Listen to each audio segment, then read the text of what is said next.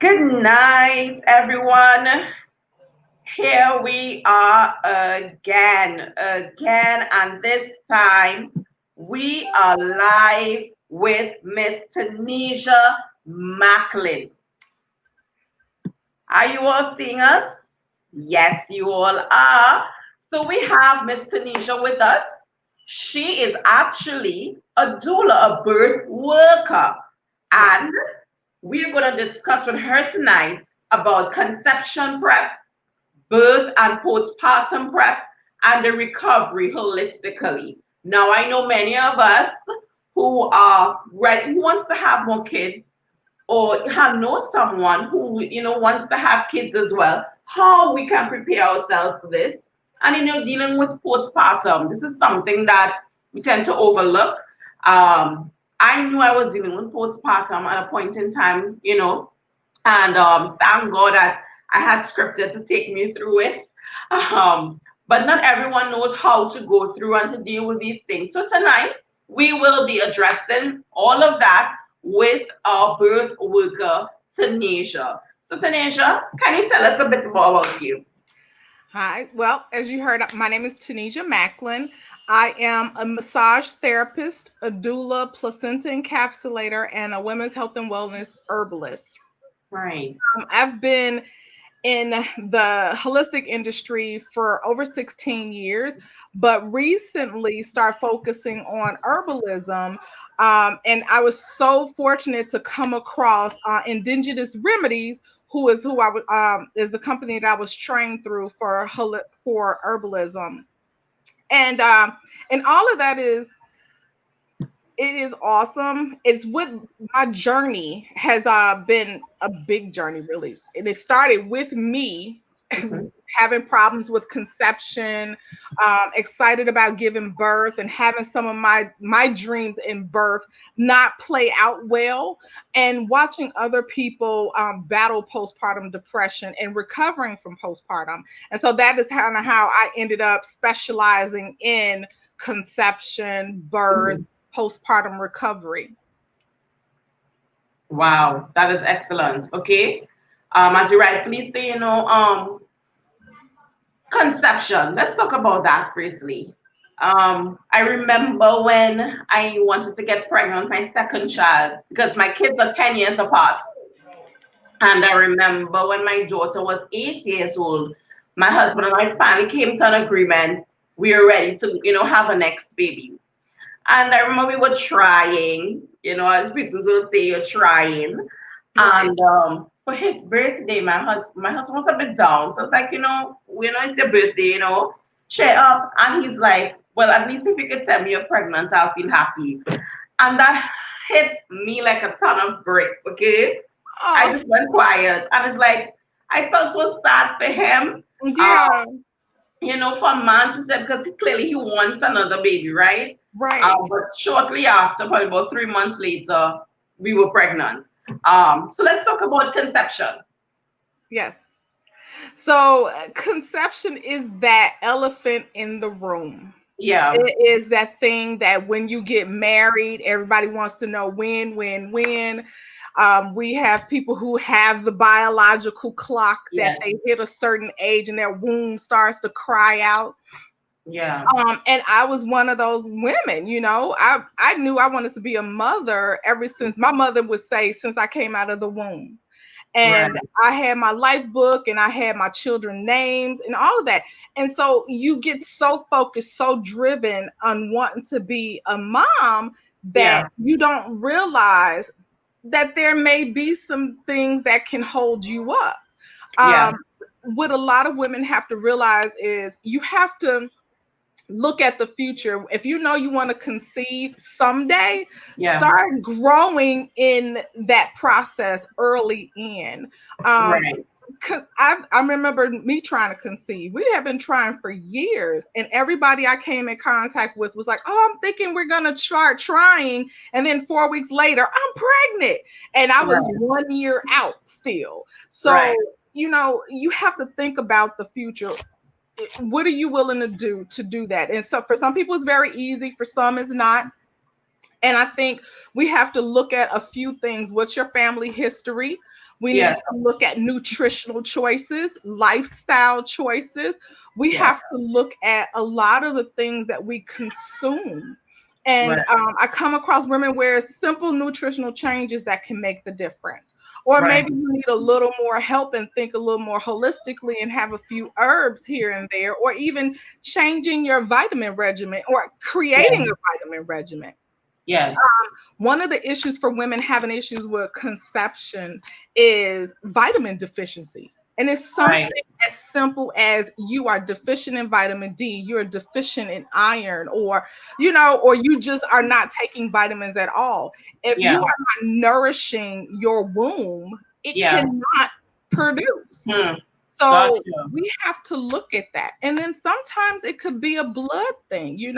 We have to look at that. Or it may even be, what's the crazy part is I've come across instances where women have actually been allergic to their spouse's sperm. And so it's a little complicated for them to Yeah. conceive. So it's so many things you have to look at when you look into conception. But it shouldn't be a difficult thing. Just leisurely do it. And it's funny how some people try so hard, but then that minute that they say, I quit, they Yeah. get pregnant. And so you Yeah. have to look at stress is even a factor. If you Yes. have a stressful job, if you have a stressful Mm-hmm. lifestyle, if you're an Mm-hmm. empathic person who Mm-hmm. takes everybody's stuff on, you don't have room to grow as your own person. And Mm-hmm. so that can hinder you as well. So conception is not really difficult. It just all depends on how serious you are about it, but Yeah. how relaxed you go into that experience. I have a question. How do you know if you are allergic to your spouse's sperm? That's a crazy question. Some people actually break out. You could get Wow. sick after it, or there could be some sort of reaction. I've not heard many cases, but there are a few because you have to look at it. You are taking in that person, so everything that he eats when he ejaculates, it is in you because you receive. Wow. So you never really know. I mean, we have Yeah. to look at it. We're supposed to be very balanced in everything Mm-hmm. that we do. And so women have pH issues. And the thing that a lot of people don't realize is the male sperm can die before it even meet an egg because our vaginas are extremely acidic. So we have to consider those things too, like even looking into your pH balance. But I've not heard very many cases, but it is something that you could find out if you have to be tested.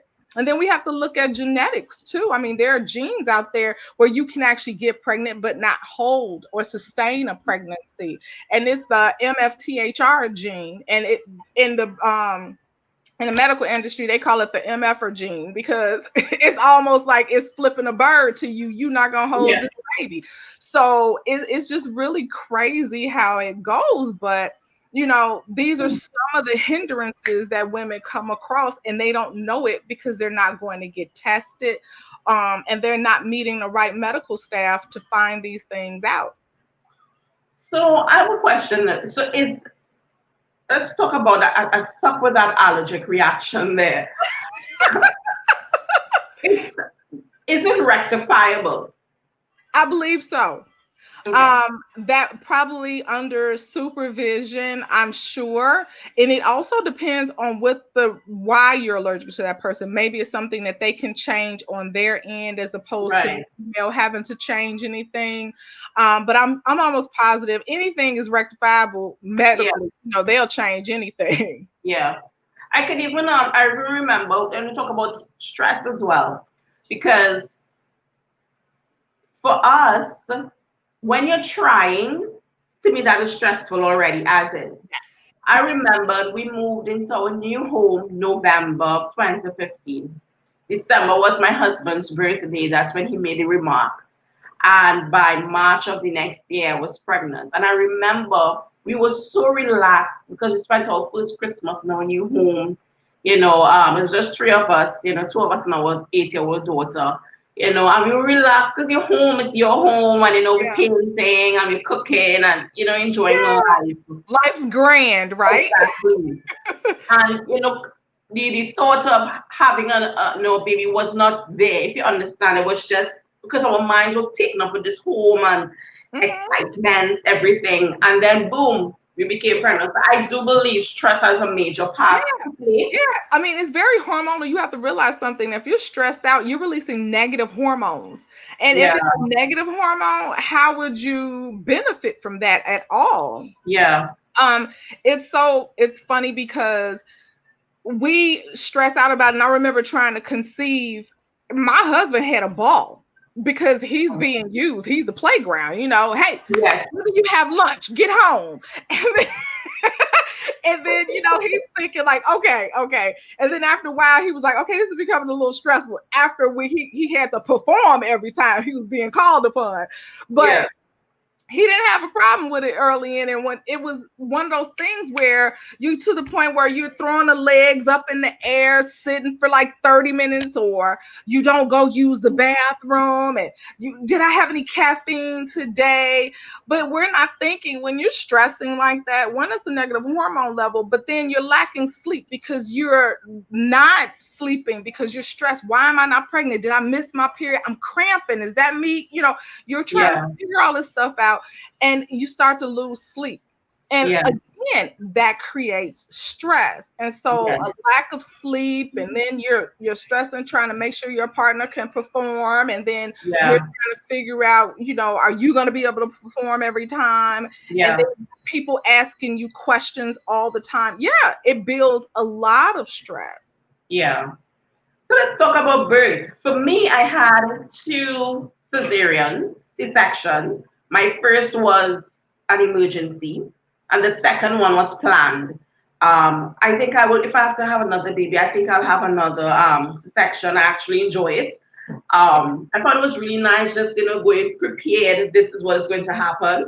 Yeah. Um, and I think it's because of my horrible experience, my first. I think that's why I prefer C-section, and I will continue to choose it. But let's talk about birth.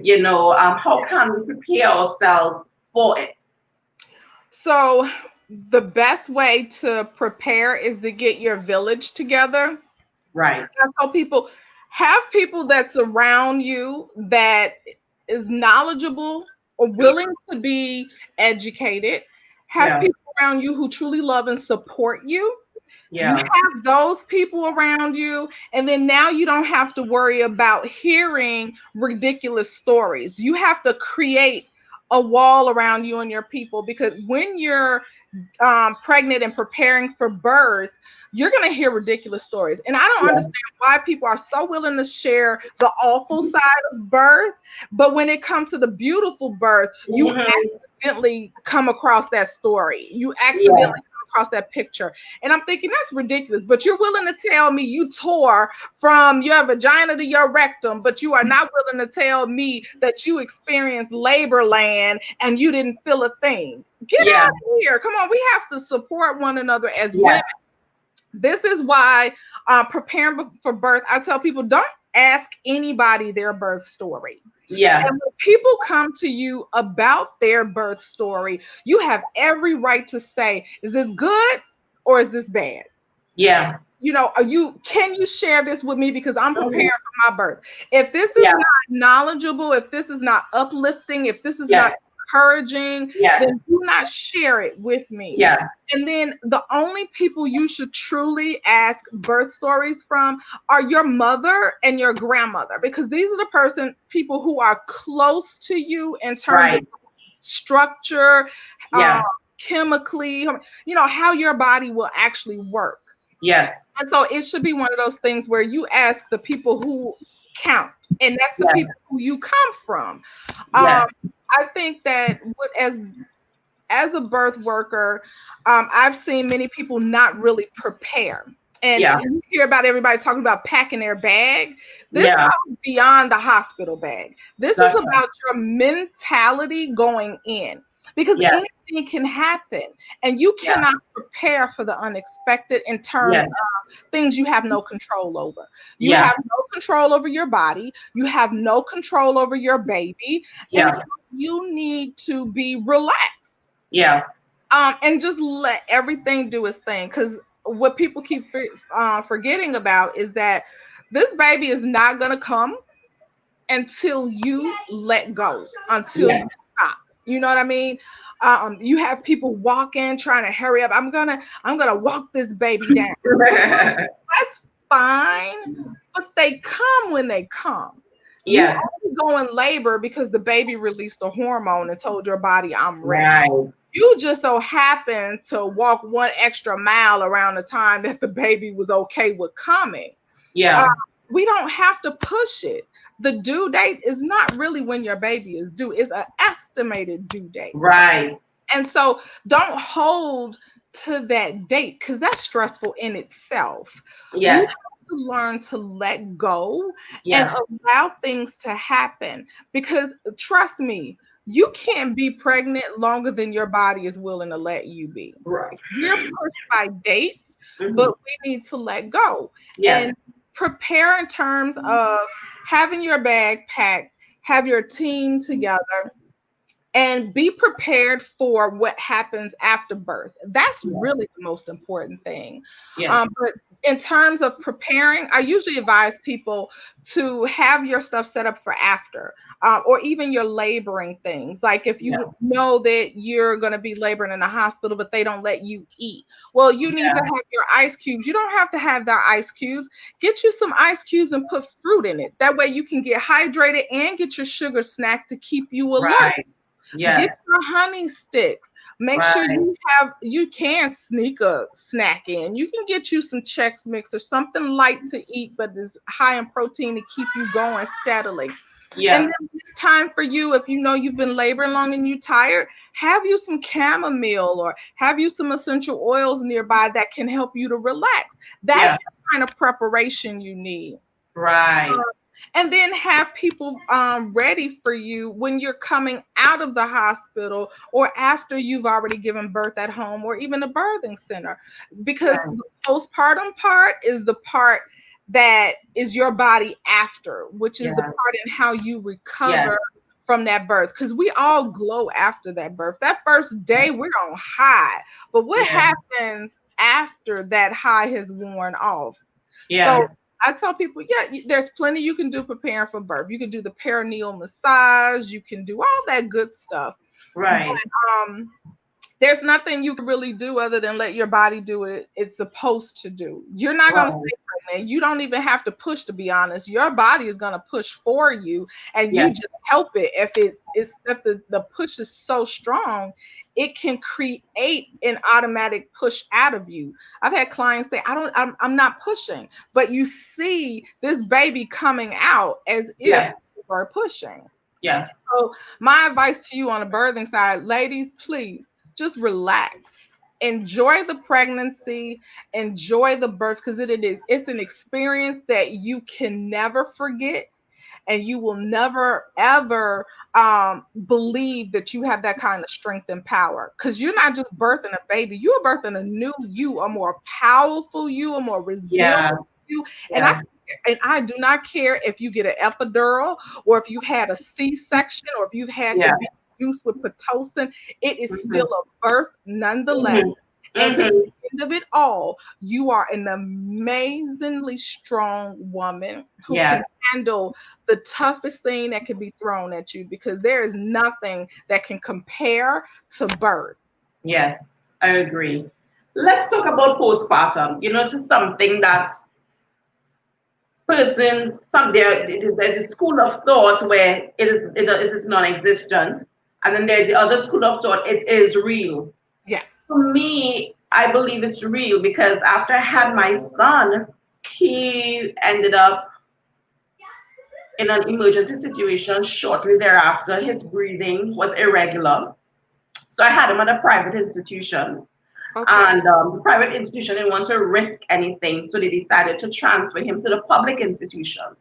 Oh, And yeah. whilst he was at the public institution, he got a bacteria at that hospital, and it's called Enterobacter. So my son spent 28 days there, and there were babies at the side of him that were dying, and my son Mm, was the only one that survived. And thank God. I remember in the first few days, when I got discharged and everything, I didn't want to go and see him. I just didn't want to go. And there was just a part of me just felt so detached. So Yeah. my husband, he got up early in the morning and he went. He would spend hours there, hours there. And I didn't even want my family with me because I didn't want my family to know what's happening with my son because they're not believers and I didn't want any negative energy with me.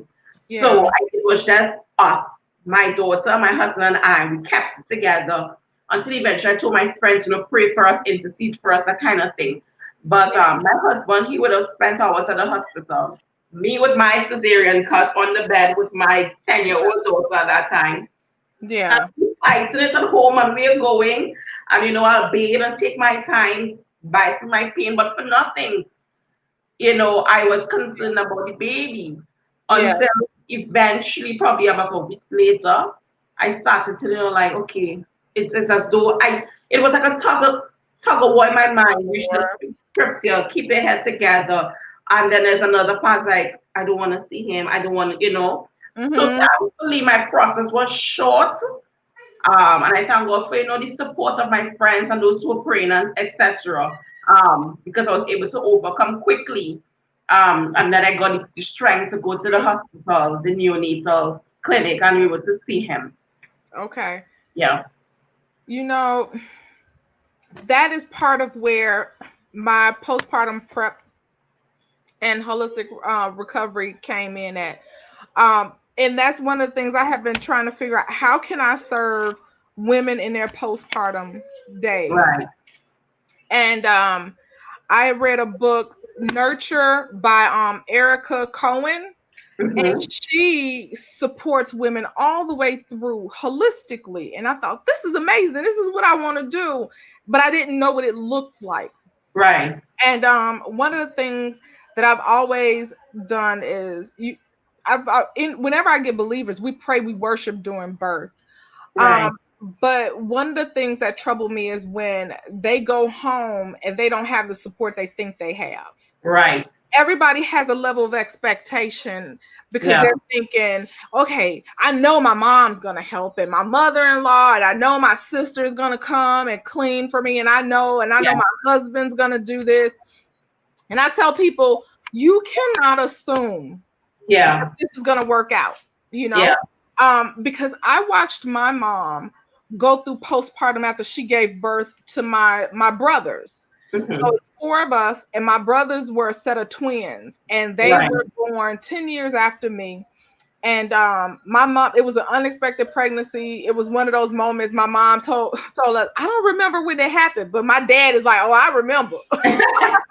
But he was military, and Mm-hmm. after they came home, he had to go off to Seoul, Korea. So she Right. didn't have her support there. Yeah. There was no control over that situation. And we had Yeah. my great grandmother, but there was no support. Yeah. And me and my sister, we were young. So how Mm-hmm. do you support, So she went in assuming she had this set up, and it didn't work out. And every day it just got worse and worse. She stopped Yeah. cleaning the house. She stopped cooking. She stopped bathing. And then Right. it got progressively worse. And I saw that. And I think I was only 10 or 11, I think. So, it was really difficult to deal with. And Yeah. so I didn't want to have anybody else deal with that kind of stuff. Yeah. So I come to realize that the best way to prepare people so this is not an issue of theirs is to train them and prepare them for what's to come.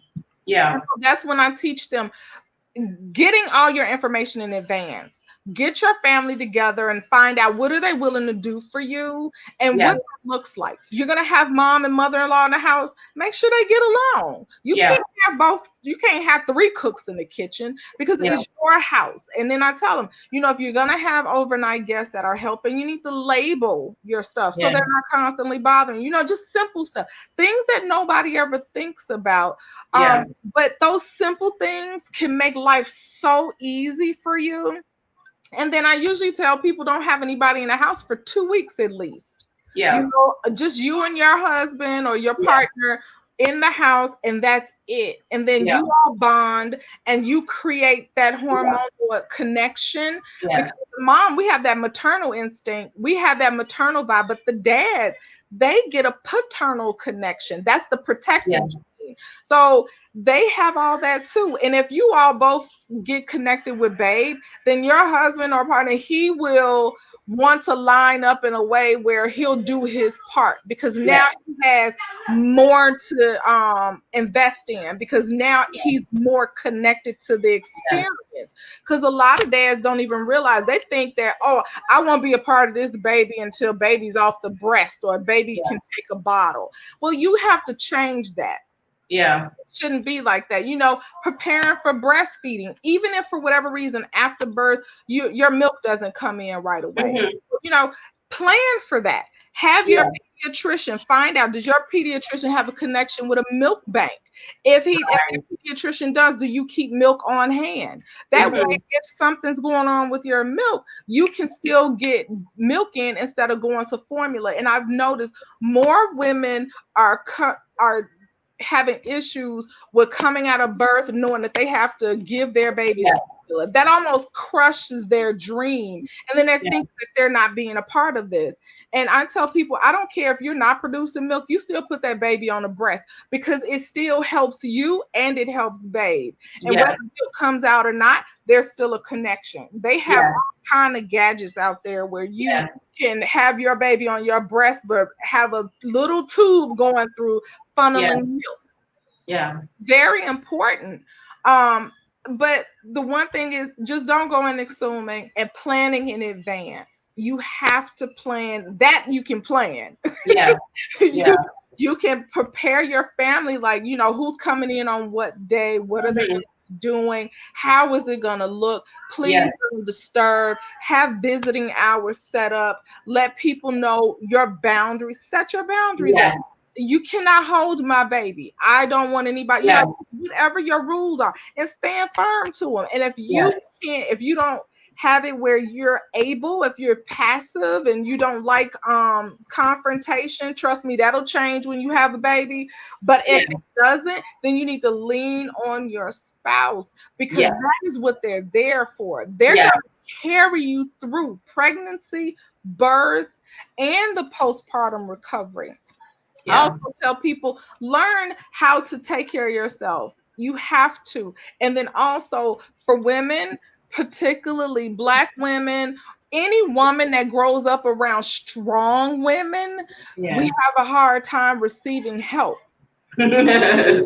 Have to let go. If someone offers to help you, honey, it's only a few times in life where you are the princess, when you the queen. That is Yeah. when you're a little baby, Yes. your birthday, and when you Yeah. give birth. But Yeah. understand, 2 weeks, if you let people in your house that first 2 weeks, everybody's gonna bombard you. And Yeah. then 2 weeks after, it'll be crickets. And you can't Yeah. get anybody to come help you. The grandparents will still come, but the friends that you really need your help from, they're done with you, because all you're talking about is baby. Yeah. Yeah. So you have to be ready in Yes. every aspect. And then another thing, do not be afraid or ashamed to tell someone when you do not feel normal. It is such a horrible stigma. People have this belief in their head that you're supposed to feel a certain way. We are Right. all made differently. We are all genetically different, and recovery looks different. If you're not Yes. feeling right, you voice your opinion to anybody who is willing to hear, so you can get the help that you need. Never Yes. be ashamed for consultations with counselors, and don't get people who you think is just okay. You need somebody that's going to not just speak to you, but speak to your spirit, because that's what needs to be healed as well. Because birth is something. You get all these highs because you're like, oh, I'm finally getting ready to have a baby. Yes. And then all of a sudden, those real contractions hitting, and you're like, whoa, they didn't tell me that. Yeah. And then you're trying to figure out, well, how come this baby not coming right now? And then Yeah. you're thinking like, okay, something's not right. But Yeah. really, it's just you're pushing. we have to learn to let go as women, because women, we're nurturers naturally. Yeah. We want to take care of everyone, but we're Yeah. not willing to be taken care of. And Yeah. so that's part of one of the things in postpartum. Learn to create a system that allows for you to be vulnerable and allow you to get the help that you need so Yes. that you are not stressed. Because if you look at other countries, honey, I think even in China, those women, your mother comes to move in with you. You don't do a thing for 30 days. You tell me I don't have to do nothing for 30 days. I'm all in. Oh, Yeah. I'm cook, and that's what my mother did. My mother came and cooked. She taught my husband the way to grocery shop for me. She Yeah. taught him so much stuff. She taught him how to use coupons. She said, "This is how you organize. This is Yeah. how you do the baby." And then next thing you know, I didn't have to do nothing. He was Yeah. buying water cases and putting them in the corner where I breastfeed at. He was Yeah. making sure that I was eating and drinking. Yes. That's the kind Yeah. of support you need. It seems simple, but believe me, if you miss a meal when you breastfeeding, you're gonna feel it. Yes. Dehydrated, your milk supply goes low. And my husband Yes. understood, if you do not eat, he made sure I had breakfast, lunch, and dinner. And Yeah. he would always ask me, "Did you eat?" And that's another thing. Postpartum is about your food. You cannot just eat anything because that baby is out of there. Now you have to sustain. Yes. Now you're still feeding this baby. It's no longer the placenta, Mm-hmm. but now you're feeding it. My Mm-hmm. mornings every morning consisted of oatmeal with flaxseed, and I Mm-hmm. drank a tea, a Yeah.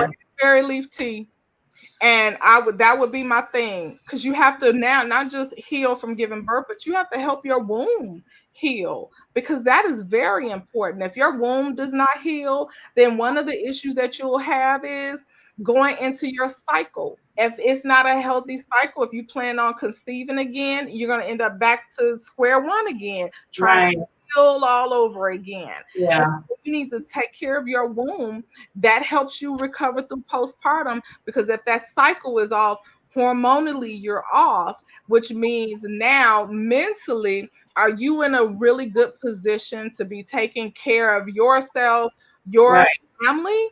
If you have PMS because you didn't, do all the Yeah. stuff, now you agitated and everybody like, "Oh Lord, get the baby, let's go clear the house." you know, though that sound good, that's not Mm-hmm. what you want. You want to be able to enjoy people, and you want them to be able to enjoy you, particularly Yeah. after sharing such special moments as birth. Yeah. No, I agree with you. I totally enjoy this conversation because, and to me in particular, that the whole conception discussion and the postpartum, because those are some things that we tend not to speak about, Hmm. and it's really a taboo based on your culture, that you're from and that kind of thing. And postpartum is a major, major, major concern. And because we see where some mothers, commit suicide, some of them, do harmful things to the baby and all of these Hmm. different things. So it's really something that we need to be educated more about, Hmm. and really for people around us to be on alert as well. Yeah. Because persons around us are the ones who can really help us through the postpartum period. Hmm. It's not being overly caring because it could be annoying to us, but also don't be too far away. Right. It's to know when to come in or when to pull back. And Right. I think helping to identify when the mother is going through Mhm. a postpartum period, they need to, know when to act and when not to act. Yeah. I think that's important. Yeah. I think that's very important. But then if you're around people who've just given birth and you notice they're a little off, Mhm. in some instances, if it seems bad, you have to insist upon yourself a lot of times. As a doula, I deal with people um almost instantly after they've given birth. I try to get to them the next day or within Right. 2 days, check on Mhm. them. And Mhm. I'll give an example. I had a client who was a transplant. She lived in New York but came back to give birth here in Chicago with her husband because all her family was here. She had this grand plan for this birth, and it didn't work out for her because her baby got wrapped up in the umbilical cord and couldn't Right. come down. So she ended up having to have an emergency C-section because baby was having breathing issues. Right. And so they do the cesarean. She came out, and I noticed she wasn't interested in holding her baby. Right. It can happen almost instantly. We got her to hold the baby, we got her to put baby to breast, but she just was not involved. She was so detached from the experience. And I noticed she was dodging my calls to schedule her visit. And then finally, my husband and I let a couple days go by. And finally, my husband and I were coming from church.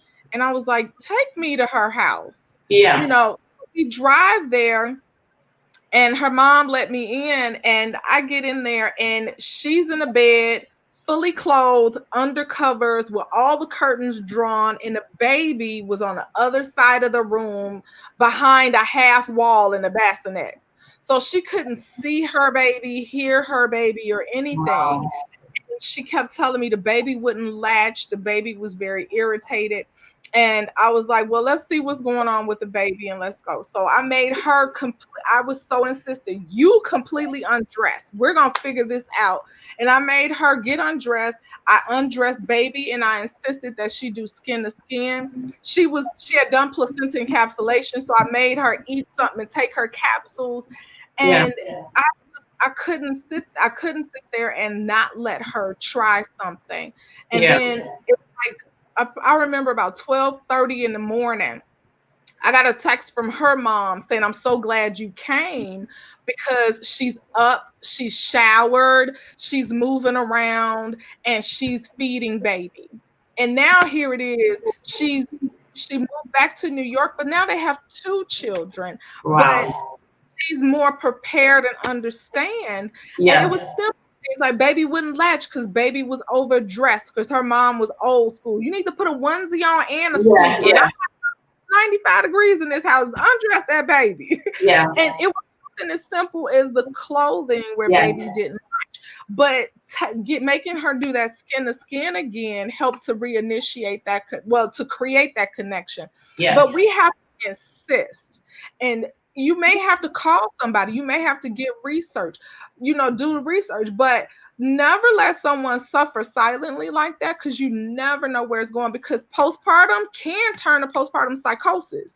And no one really talks about that. But I think that's where the suicide comes in. That I don't think it's just the depression part, because usually I can't imagine somebody just doing that. It has to be something more, you know? And for a woman to have just conceived, it has to be. But I know I've seen women who talked about they had a psychotic break after giving birth. And so it's been labeled postpartum psychosis. We have to look at that kind of stuff. If you see women out here struggling, please, it's not your place to walk away and say it's none of my business. Yeah. It is your place to ask her, how can I assist you? Is there anybody I can call? It looks like you need help. Just offering conversation could be helpful. You know? Yeah, gotcha. I think this conversation has been very, very informative. I'm very thankful that it is a conversation that we have, because we're in a world where now, in a period where we only speak about having more than one form of income, because we need to put food on the table. But what about the mothers in the midst, or the mothers to be? And I think this is a very good conversation for us to have, even for those who want to become pregnant. They could be easily sidelined because COVID has pushed us into a place where it's all about having more than one form of income and, business and entrepreneurship, which is good, it's just excellent. But we don't want to sideline the mothers to be, or those who want to become pregnant, or those, who just recently had kids. So I think this is a very, very good conversation, and we have tonight, because we need to be educated. Yes. We need to be educated. Like me, I want to have twins, so if I have 2 kids already, I still want twins or triplets, just saying. How old are you? I'm 34. Oh, that's possible. Well, no, the only reason why I ask, because once and I apologize, when we get to a certain age, our bodies start to prepare for menopause. So once you get to be in your 30s, like 34, 35 years old, your body starts to release more eggs in ovulation, because by the time you go to menopause, you're not supposed to have any eggs, right? Because you don't conceive in menopause. So your body's releasing more. My mom had my twin brothers at 33. Okay. So it's very possible, but you can also encourage that through herbs. Well, you need to hit me up with those herbs, I can be having those every day. We can encourage some ovulations going on.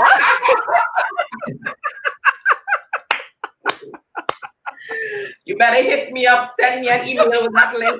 Let me go to the grocery in the morning. Well, you have to think about it though. If twins run in you or your husband's family, then you're going to be relying on the fact that you releasing multiple eggs at one time.